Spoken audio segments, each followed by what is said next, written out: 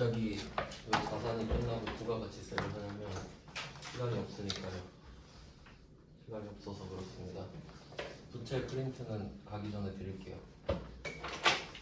부가가치세는 그 원래 법이 부가가치세도 그러니까 세법 중에 제일 간단한 편이긴 한데 그 중에서도 우리는 거래할 때 필요한 지식만 알면 돼서 그러니까 정말 조금 배우거든요. 그러니까 부담을 가지실 필요는 없어요. 그러니까 막 메커니즘을 이해하거나 뭐 그런 것까지도 필요가 없어요. 하면 좋은데 우리는 그냥 물건 사고 팔 때 절차 정도만 배우는 거거든요. 그러니까 별로 그렇게 부담을 가질 필요는 없다. 부가가치세를 좀 간략하게 설명해 드리겠습니다.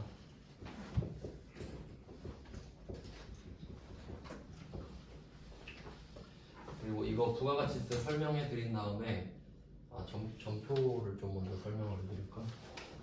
우리가 지금 일반 전표 배우고 있거든요. 그러니까 우리가 나중에 결국 해야 되는 게 메인 매출 전표랑 일반 전표 이렇게 두 개를 다루게 돼요. 근데 어차피 우리 전표라서 다 연결은 되거든요. 근데 인풋이 다른 거죠. 들어가는 입구가 다른데 어떻게 구분을 해서 쓰냐면 이 메인 매출 전표는 이름에 나와 있듯이 매입과 매출이 강조돼 있죠. 그러니까 사고 파는 거래를 적는다라는 건데 우리가 이제 배울 건데 사고 팔 때는 부가가치세가 붙어 있거든요. 그래서 이 메인 매출 전표는 부가가치세를 관리하는 거예요. 부가가치세 관리. 그러면 매입과 매출은 부가가치세가 붙어 있기 때문에 이걸 관리하려고 메인 매출 전표에 몰아서 적는 거예요. 그럼 관리가 저절로 되니까. 근데 일반 전표 같은 경우는 지금 하고 있잖아요, 우리가. 그래서 우리가 지금 배웠던 주제들 생각해 보잖아요. 사고 파는 게 없어요. 생각해 보세요. 방금 감가상각했죠. 폐기하고 그런 거. 그러니까 얘는 일반 전표인 거예요. 메인 매출이 아니니까. 그러니까 따라서 부가가치세도 없었죠. 그래서 일반 전표를 먼저 배웠던 거예요. 근데 이제 한계가 나오니까 부가가치세를 배우고 이제 사고 파는 것까지 추가해서 배울 거예요. 그럼 이걸 배운 다음에 우리 메인 매출 전표 입력하는 거를 배울 거거든요. 그럼 일반 전표는 그냥 알아서 연습하시면 돼요. 이것보다 훨씬 더 쉽거든요. 근데 난도는 일반 전표가 더 어렵습니다. 왜냐면 메인 매출 전표는 사고 파는 걸 하는 거잖아요. 사고 파는 게 그게 그거겠지 뭐. 그러니까 오히려 감가상각 이런 게 더 어렵잖아요. 그러니까 난도는 일반 전표가 더 어려워요. 주제도 훨씬 많고. 그러니까 오히려 메인 매출 전표 들어가면 더 쉬울 수도 있어요. 뭐 대충 이 정도 느낌입니다. 그러니까 메인 매출 전표를 우리가 찍어 보려고 부가가치세를 배우는 것이다. 뭐 이 정도 느낌이에요. 네, 그럼 일단 부가가치세 좀 어떻게 흘러가는지부터 좀 설명을 드릴게요. 부가가치세 일단 세법을 배울 때는 그 세법에서는 납세 의무자를 누구로 정했는지가 중요해요. 뭐 납세자라고 해도 되고 납세 의무자라고 해도 되는데 누가 부가가치세를 내느냐. 여기서 납세 의무자는 사업자입니다. 사업자. 그리고 정확히 말하면 그 재화를 수입하는 자도 있지만 지금은 그냥 좀 중요한 것만 하겠습니다. 그럼 이렇게 사업자로 정해놨어요. 그러면 저는 사업자가 아니기 때문에 부가가치세를 안 내거든요. 그냥 그렇게 단순하게 생각하면 돼요. 근데 우리 시험에서는 제조업 법인으로 나오고 그 사업자이기 때문에 부가세를 납부하는 거거든요. 그러면 좀 그 흐름을 제가 적어볼게요. 부가가치세 흐름. 예를 들어 제조업 있다고 하고요. 제조업자, 도매업자,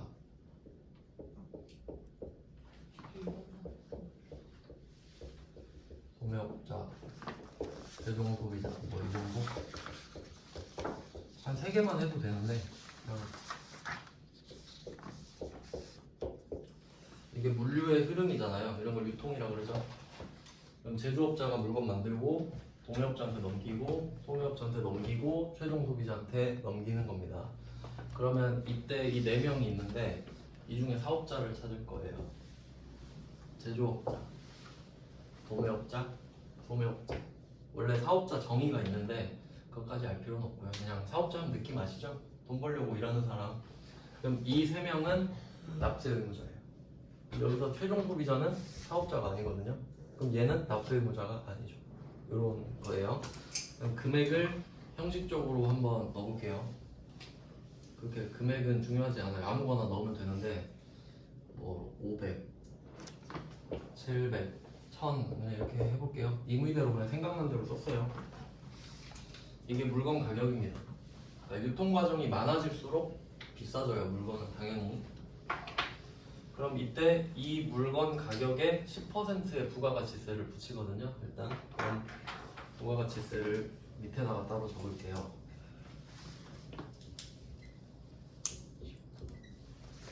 물건값의 10%니까. 그러니까 여러분은 500원짜리 물건을 산다라고 하면 550원 주고 사야 돼요.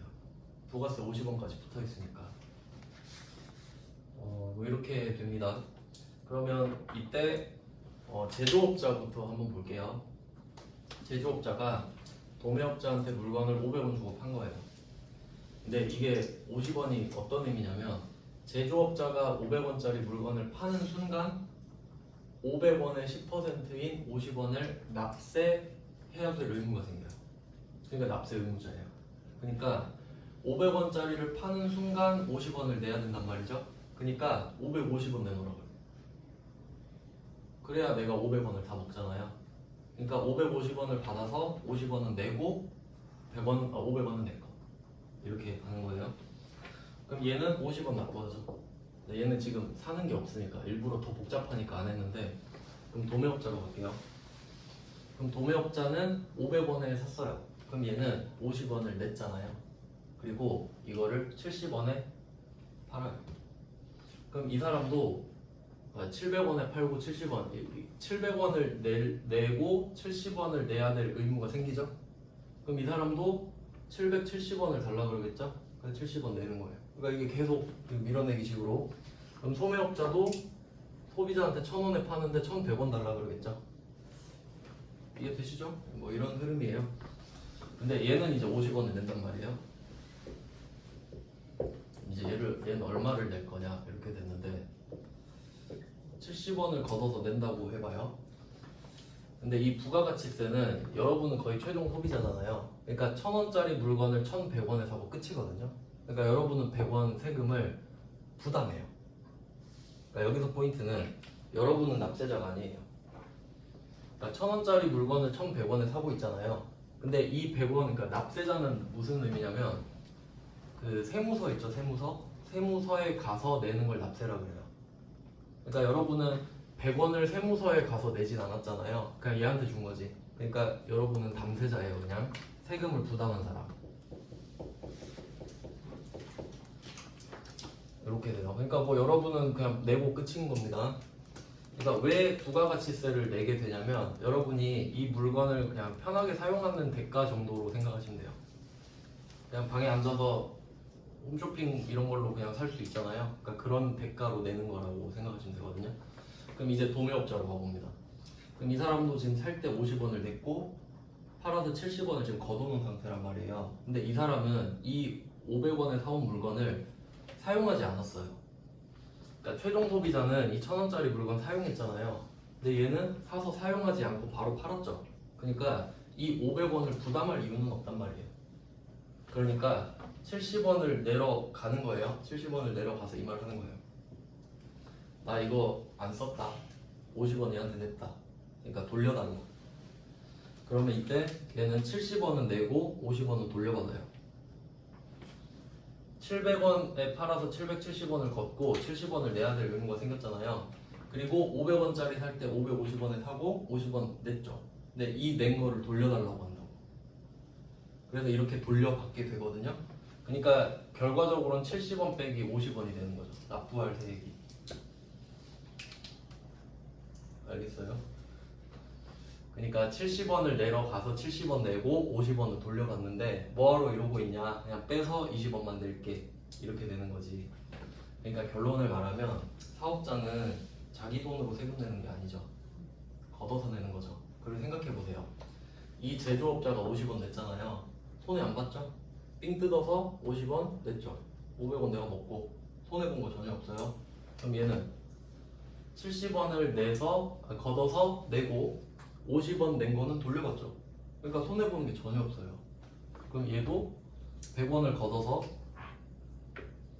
100원을 내려고 하다가 나 70원 돌려받을 거 있네? 라고 하면 30원만 내게 되겠죠. 그래서 결과물을 써보면 50, 20, 30 이렇게 되지 않겠어요? 납부 1개. 그러면 제조업자가 50원 내고 도매업자가 20원 내고 소매업자가 30원 냈죠? 그럼 이게 납세자예요. 근데 담세는 얘가 있어요. 100원. 그러니까 이 100원을 삥 뜯어서 서로 나눠서 내는 거예요. 이게 부가가치세예요. 그러면 소비자는 못 돌려받아요? 응? 소비자는 돌려받지 못해요? 돌려받은 적 혹시 있어요? 없어요. 소비자는 없어.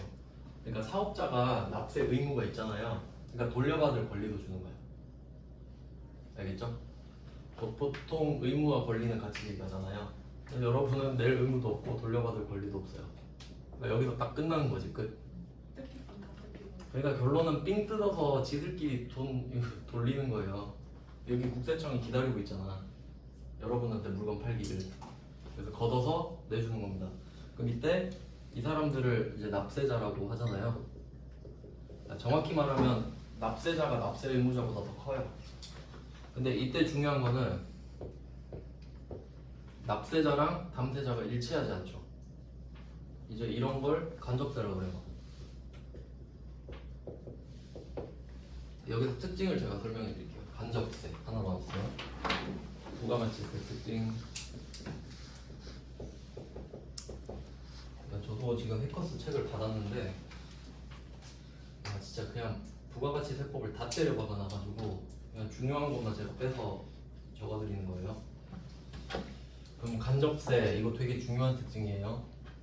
그러니까 이거는 어떻게 활용하실 수 있냐면 일상생활에서 간접세라고 하면 부가가치세예요.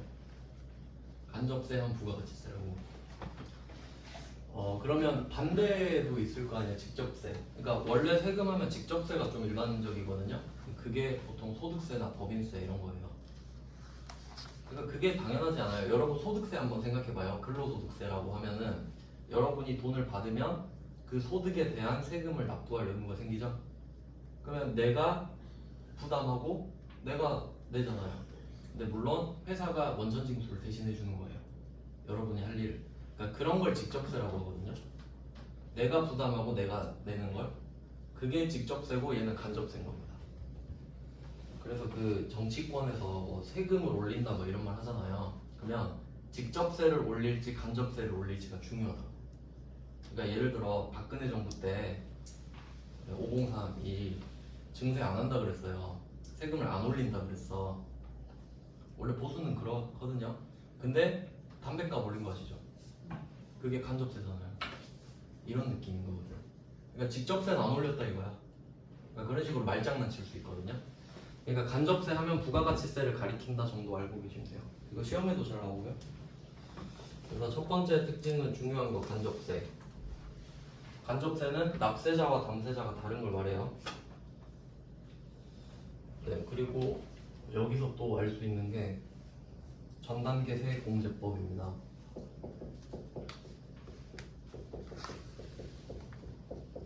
이런 문구들이 시험에 나와요. 그러니까 말 문제로. 전 단계 세액공제법 이렇게 되는데 그러면 그 과세 표준도 좀 추가로 알려드릴게요.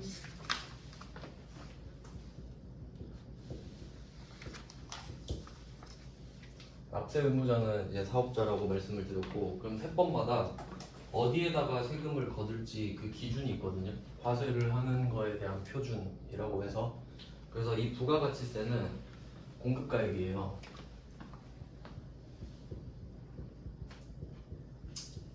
이거는 용어니까 더 쉽게 풀 수가 없어요. 그냥 쓰는 말이거든요.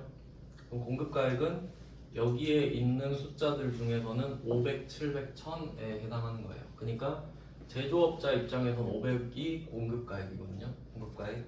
그럼 도매업자는 700이 공급가액이에요. 그러면 이 공급가액의 10%를 때린다 이거예요. 그러니까 그 과세를 하는 표준인 거거든요. 공급가액 이렇게 되고요. 그러면 물건을 팔 때, 그러니까 공급이 물건을 파는 거니까 물건을 파는 순간 그 파는 물건의 10%의 부가가치세를 납세할 의무가 생기는 거거든요. 근데 뭐 도매업자나 소매업자 보면 아시듯이 내가 샀을 때 샀을 때 냈던 매입세액을 돌려받는단 말이에요. 그러니까 여기에 이름이 전단계 세액공제법이잖아요.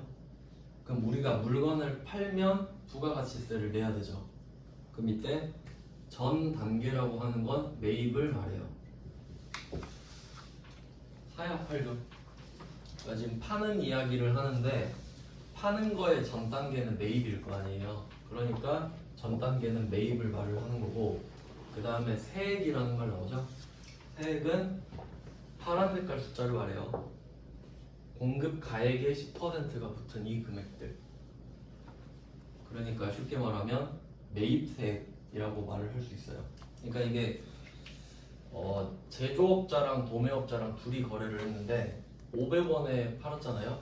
그러면 제조업자 입장에서는 500원이 판매가가 되고 도매업자 입장에서는 구입가가 되잖아요. 같은 물건인데, 그러면 제조업자 입장에선 이 50원이 매출세액이 되고요. 도매업자 입장에서는 매입세액이 되는 거예요. 그러니까 이 도매업자는 판 거의 전 단계가 이 550원이고 여기서 이 세액을 공제받고 있어요. 공제가 차감이니까. 그러니까 이 구조 때문에 사업자들은 자기가 손해를 안 보게 되는 거예요. 냈던 건 돌려받으니까. 그리고 걷어서 내잖아요. 네, 이런 특징이 있어요. 전단계 세액공제법. 그 다음 뭐 다단계 거래법 이런 것도 나오는데,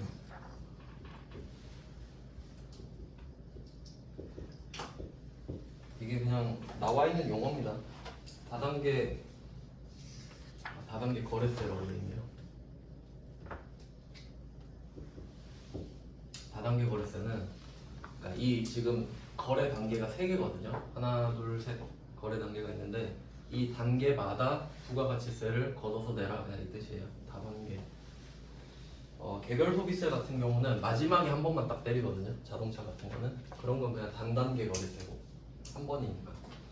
그냥 뭐 이런 용어들을 내요. 이렇게 해서 부가가치세 특징이 아닌 것은 이런 거 내거든요. 그냥 이 그림에서 찾을 수 있는 건 뭐 이 정도고요. 구조는 대충 뭐 이 정도 감 잡으시면 되고, 그냥 나머지 특징들도 좀 볼게요.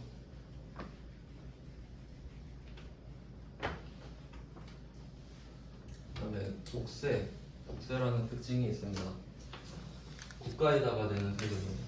그러니까 지방세가 아니고 국세다. 뭐 이 정도 되겠고요. 그다음에 또 물세라는 특징도 있고요.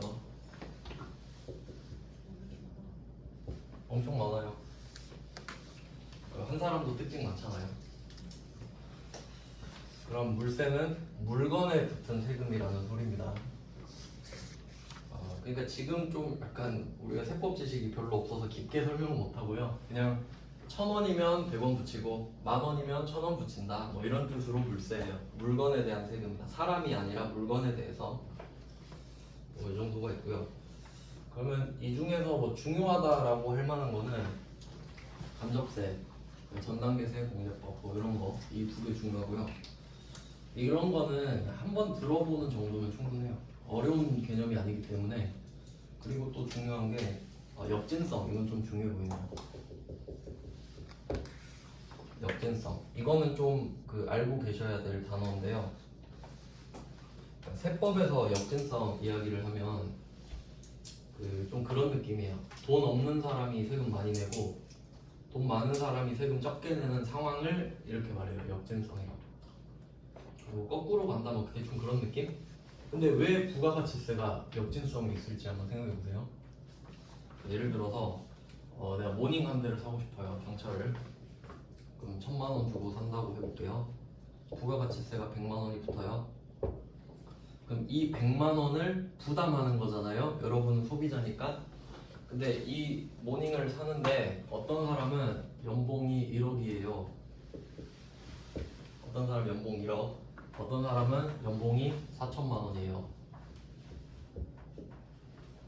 근데 둘 다 모닝을 살 거예요. 근데 똑같은 100만 원 쓰죠.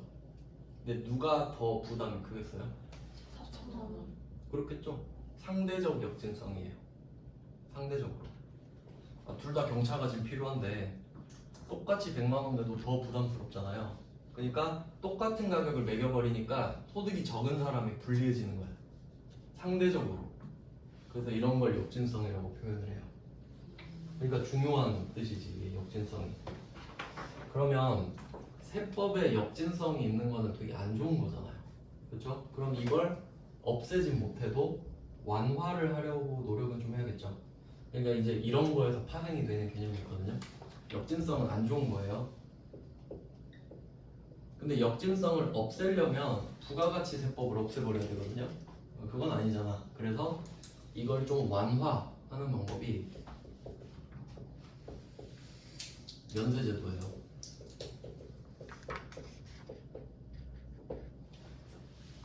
면세는 아마 들어보셨을 거예요. 뭐 면세점 이런 거. 그러니까 지금 부가가치세를 과세하는 거랑 면세가 있는 거예요. 부가가치세를 걷어서 내는 건 과세고 그걸 면제해주면 면세가 되는 겁니다.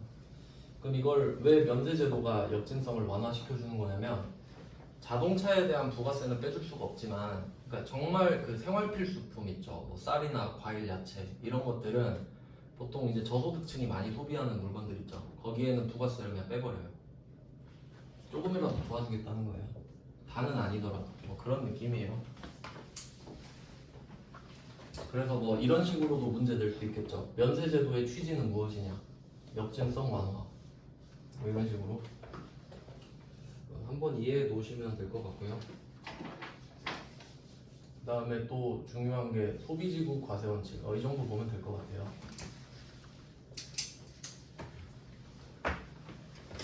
얘들은 별로 안 중요하니까 그냥 치워버리고.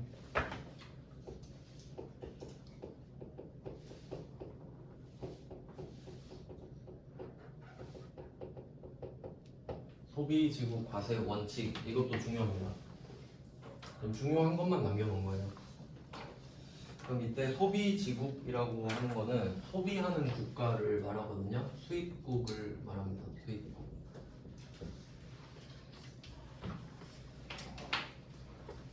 네, 이제 이 원칙 때문에 뭐 수출, 수입 이런 이야기도 해야 돼요. 요거는 그냥 지금은 좀 간단하게만 설명을 드리면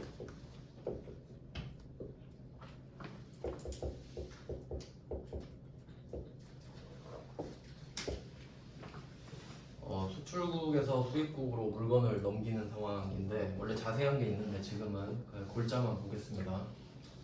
그럼 수출국에서 수입국으로 물건을 넘길 때 이 나라도 뭐 부가가치세가 있을 거고 이 나라도 부가가치세가 있을 겁니다. 이름은 다르지만 세율도 다르고 여기서 포인트는 이런 세금이 다 나라마다 있는데 이름과 세율이 다 달라요. 그래서 이때 세율 뭐 비교해 보면은 만약에 수출국이 세율이 25%라고 해보고 수입국이 세율이 10%라고 해볼게요.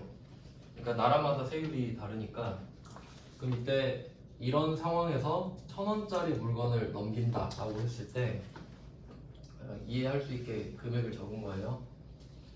그러면 수출국, 수입국이 둘 다 세금을 걷고 싶을 거 아니에요. 근데 기본적으로 둘 다 세금을 걷으면 안 돼요. 이중과세는 기본적으로 아니거든요. 그러면 한 곳만 세금을 걷는 거예요. 그럼 이제 누가 걷을 건지를 이야기하는 건데 그럼 수입국이 있으면 수출국도 있잖아요. 그러면 이 나라가 과세를 할 수도 있고 이 나라가 과세를 할 수도 있는 겁니다. 그럼 한 나라씩 과세를 해보는 거예요. 그러면 이때 수출국에서 과세를 한다라고 하면 이 뭐 A라는 회사가 있고 B라는 회사가 있다고 했을 때 A가 1,000원짜리 물건을 수출한다고 하니까 250원을 내라 그래요. 나한테 25%니까 250원 갖고 와. 그러면 A는 수출국에 250원을 내겠죠? 그러면 당연히 물건값도 1,250원으로 보낼 거란 말이에요. 자기 손해보면 안 되니까. 그러면 이 물건이 1,000원짜리가 1,250원으로 도착해요. 여기까지 아시겠죠?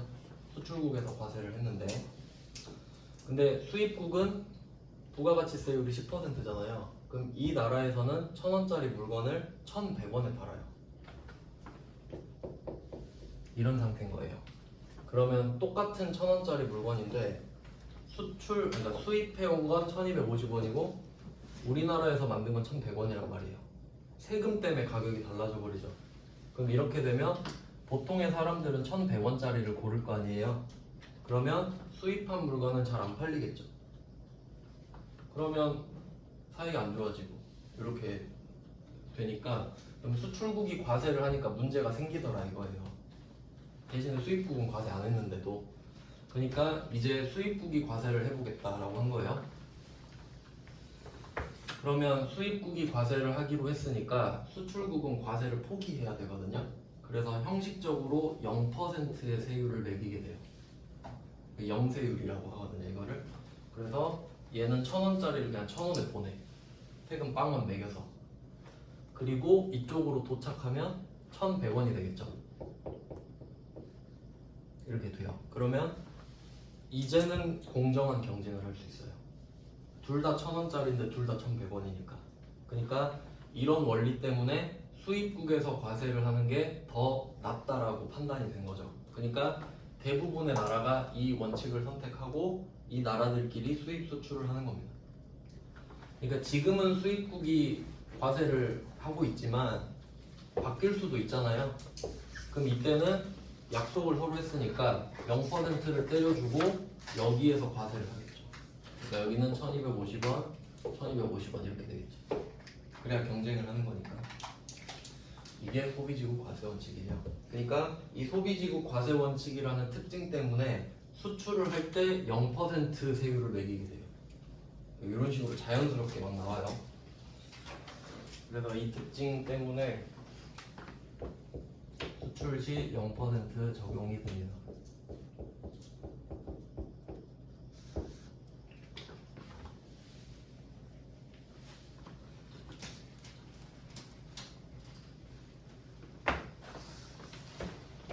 네, 이게 부가가치세 특징 중에 중요한 것들이에요. 그래서 10%를 부과하는 게 기본인데 이런 특징 때문에 0%도 있고 이런 특징 때문에 면세도 나오고 이런 식으로 파생이 되는 거예요. 특징을 받고 이제 이 사업자를 좀 자세히 보겠습니다. 사업자.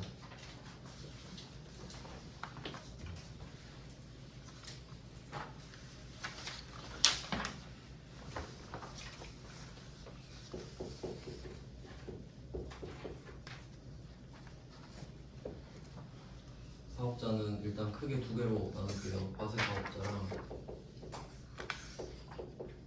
면세 사업자. 이렇게 두 개로 나눠집니다. 그럼 보통은 과세 사업자가 되는데 면세 사업자가 특이한 거거든요. 그러니까 이 면세 사업자는 어떻게 되는 거냐면 아까 역진성이라는 특징이 있었죠. 그러니까 그걸 완화하려고 면세 제도를 만들었단 말이에요. 그러면 일정한 물건에는 면세가 붙어요. 그러니까 부가세가 면제되는 상태예요. 근데 내가 마침 그걸 팔게 됐어요. 그러면 면세 사업자예요. 그러니까 무슨 자격이 있는 게 아니라 내가 쌀을 팔아요. 그러면 쌀이 면세거든요. 그러면 난 면세 사업자예요. 그런 식으로 정해져요. 근데 그게 아니면 그냥 과세 사업자고. 그 다음에 과세 사업자는 또 두 가지로 나눠집니다. 어떻게 알아요? 이분이 대답한 줄 알고. 일반 과세자랑 간이 과세자 이렇게 나눠집니다. 그러니까 말 그대로 일반 과세자가 일반적인 과세자예요. 그러니까 이 사람이 기준이 되고요. 이거에 비해서 간단하게 과세를 하는 게 간이 과세자 이렇게 되거든요. 그러니까 과세 사업자는 두 개밖에 없기 때문에 하나의 기준만 정확히 알면 이거 아니면 저거예요. 그래서 뭐 간이 과세자 정도는 아셔야 될 것 같기도 한데 몰라도 되나? 일단 한번 적어볼게요. 참고로 지금 그냥 들어보세요. 막 외우려고는 하지 마시고 그냥 기준이에요. 직전 연도 공급 대가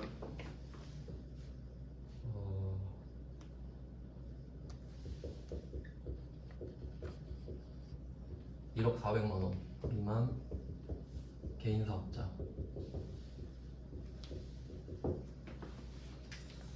뭐 이 정도 특징이 있는데, 그러니까 과세 사업을 하는데 직전 연도 공급 대가가 뭐 1억 400만 원 미만인 개인 사업자는 간이과세자가 돼요. 뭐 이런 게 있는데, 근데 하나도 모르잖아요. 좀 하나씩 설명을 좀 드리면, 일단 직전 연도는 안 어렵죠. 작년이에요. 작년. 그리고 공급 대가, 이게 부가가치세 용어인데, 공급가액은 우리가 알아요. 공급가액이랑 부가가치세, 이 둘의 관계를 설명해 드릴게요. 공급가액과 부가가치세, 이 둘을 합치면 공급대가예요.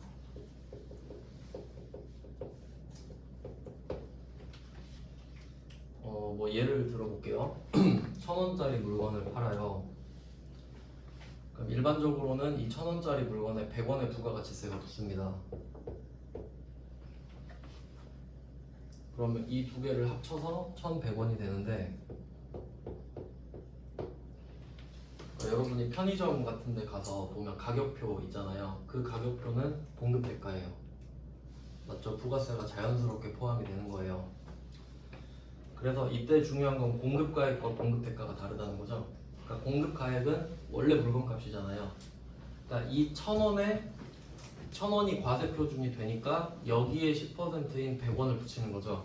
그러니까 이걸 물건을 사는 사람은 1,000원에 100원을 더한 1,100원을 대가로 내는 거죠.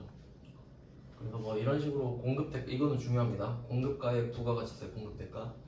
왜냐면 처음에 이거 두 개를 좀 많이 헷갈려 하거든요. 잘 생각해 보세요. 가액은 100%고 공급대가는 110%다. 일단 뭐 이 정도 아시면 될 것 같고요. 그래서 이 부가가치세를 포함한 금액이 작년에 기준으로 했을 때 1억 400만 원 미만이면, 그리고 개인 사업자면 간이과세자로 보겠다, 이렇게 되고요. 그럼 이제 개인이랑 반대는 법인이라고 보시면 되겠죠. 법인은 그냥 느낌만 갖고 계시면 돼요. 개인은 말 그대로 한 사람이 사업을 하는 거고, 법인은 서류로 회사 만들어가지고 각 잡고 하는 거고, 회사 세워서 하는 게 법인이죠. 네, 이 정도 하면 일단 과세사업자는 두 개로 나눠진다. 그래서 여기에 포함이 되지 않는 사업자는 전부 다 일반 과세자거든요. 그러니까 이 중에 하나는 정말 쉽게 찾을 수 있어야 되거든요. 방금 적었던 법인 있죠. 그러니까 만약에 여러분이 법인을 세워서 사업을 하면 법인 사업자가 되는 거죠. 법인의 대표 정도가 되겠죠. 그럼 그 법인 사업자는 개인 사업자가 아니잖아요. 그러니까 법인은 절대 간이과세자가 될 수 없어요. 이 개인 사업자만 간이과세자가 되니까. 그러니까 법인은 택도 없어요. 절대 안 돼요.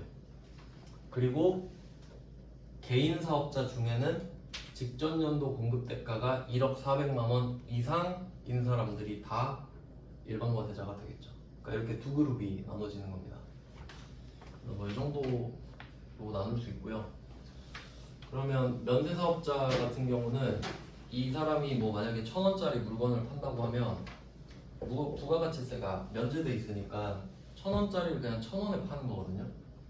그러니까 이 사람은 부가가치세를 걷지도 않고 내지도 않아요. 그러니까 이름은 면세 사업자라고 돼 있지만 이 부가가치세에서 정의하는 납세 의무자인 사업자는 아니에요. 그러니까 형식적으로 사업자라고 부르는 것 뿐이죠. 그래서 얘는 부가가치세법상 납세 의무자가 아닙니다. 좀 특이한 경우예요. 그래서 사실 좀 문제를 어렵게 내면 얘 가지고 좀 많이 내는데, 얘는 좀 정리를 잘 해놔야 돼요.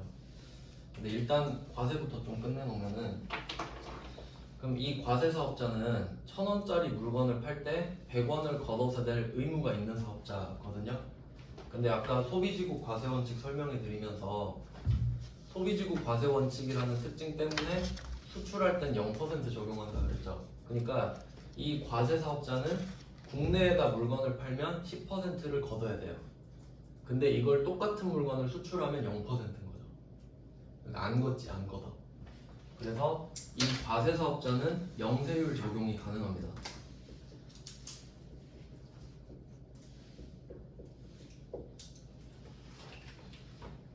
그래서 지금 여기서 좀 정리를 잘 해놔야 되는 거는 영세율 사업자가 따로 있는 게 아니에요. 그냥 과세 사업자라고 있는데 그걸 국내에 팔면 10%고 수출하면 0%다 이렇게 돼요. 그러니까 10%랑 0%랑 둘 다 과세예요. 0%도 과세입니다. 안 하는 건 면세고 이렇게 나눠져요. 그러면 면세 사업자가 중요하다고 말씀을 드렸는데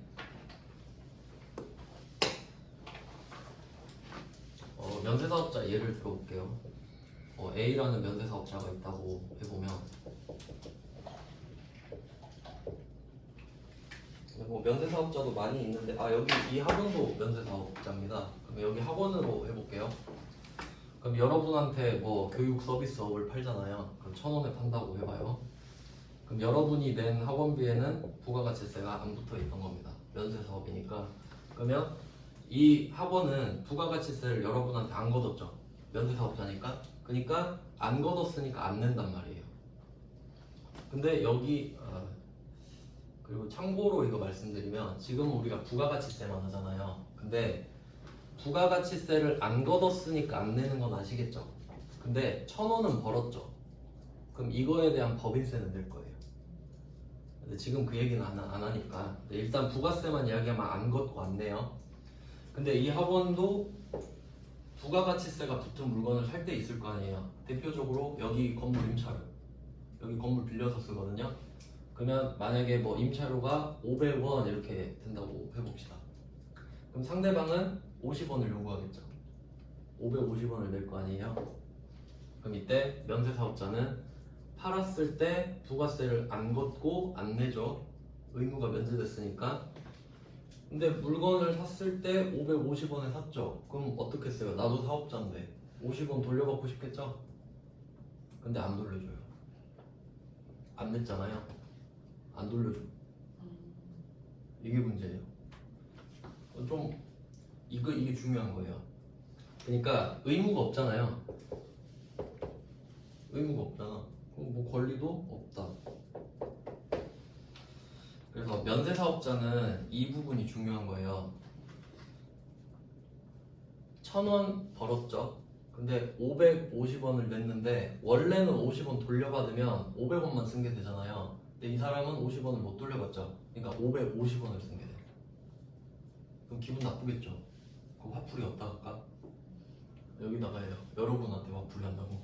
그러니까 형식만 면세지 가격을 올리면 되죠 그냥. 그렇잖아요. 저희 면세예요 해놓고 10만원 올리면 되잖아요 그냥. 그러니까 사실 별로 의미가 없어요 면세는. 아주 형식적인 거예요. 알겠죠? 그러니까 막 면세라고 좋다고 하면 안 돼요. 그러니까 여러분이 쌀 살 때도 쌀이 면세거든요. 그럼 또 생각하라고. 여기 임차료에 부가세가 다 붙어 있구나. 그럴 거 아니에요. 그러니까 면세는 의미가 별로 없어요 사실. 알겠죠? 그러니까 뭔가 면세를 착각하지 말라고 말씀드리는 거예요. 자, 그럼 여기에 하나 더 추가할게요. 면세 사업자잖아요. 여러분은 최종 소비자죠. 여기다가 최종 소비자 한번 붙여볼게요.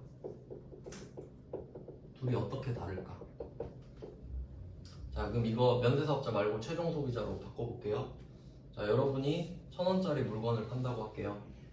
당근마켓에 부가세 걷어요? 안 걷죠? 그럼 1,000원에 팔고 안 걷고 안 냈죠? 의무 없어요. 그리고 이 돈으로 아이스크림 사 먹어요. 550원에 부가세 붙었죠. 돌려받을 수 있어요? 못 돌려받죠. 똑같아요. 면세 사업자랑 최종 소비자랑 똑같아요. 이 느낌을 갖고 계세요. 알겠죠? 왜냐면 면세 사업자를 따로 공부한다고 생각하면 어렵거든요. 근데 여러분 최종 소비자 똑같죠? 여러분 이렇게 살고 있잖아요 지금. 그러니까 면세 사업자랑 나랑 똑같다 생각하시라고. 알겠죠?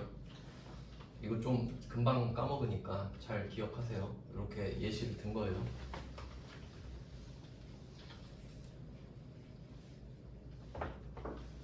뭐 이 정도 우리는 배우는 건데 여기 추가적으로 조금 더 보면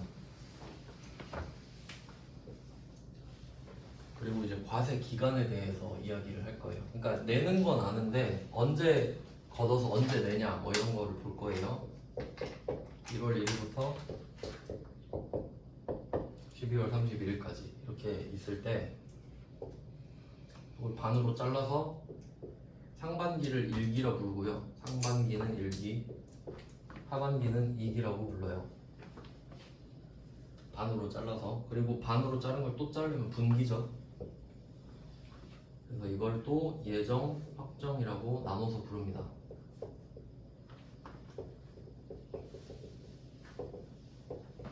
그러니까 지금 여러분한테 딱 필요한 것만 알려주는 거예요. 딱 필요한 것만. 군더더기는 하나도 안 알려줬어요. 그럼 이걸 1년을 반으로 자르고 또 반으로 자르면 3개월 이렇게 되죠. 그럼 이제 이게 일반 과세자 기준으로 3개월치씩 모아서 신고 납부하고 3개월치씩 모아서 신고 납부하고 이런 식이에요. 그럼 이때 1월부터 3월, 4월부터 6월 이건 아시겠죠? 그럼 그걸 언제까지 하냐면 1월, 3월은 다음 달 25일까지. 그러니까 4월 1일부터 4월 25일. 다음 달 1일부터 다음 달 25일까지 신고 납부해요. 25일의 시간을 주는 거예요. 그러면 4월부터 6월 거는 당연히 7월 1일부터 7월 25일까지 신고 납부하면 되겠죠? 그러니까 이렇게 4개가 있는 거예요. 그러니까 저번 달에 2기 예정 신고가 끝났어요. 10월 25일에. 뭐 그런 식으로 적용이 됩니다.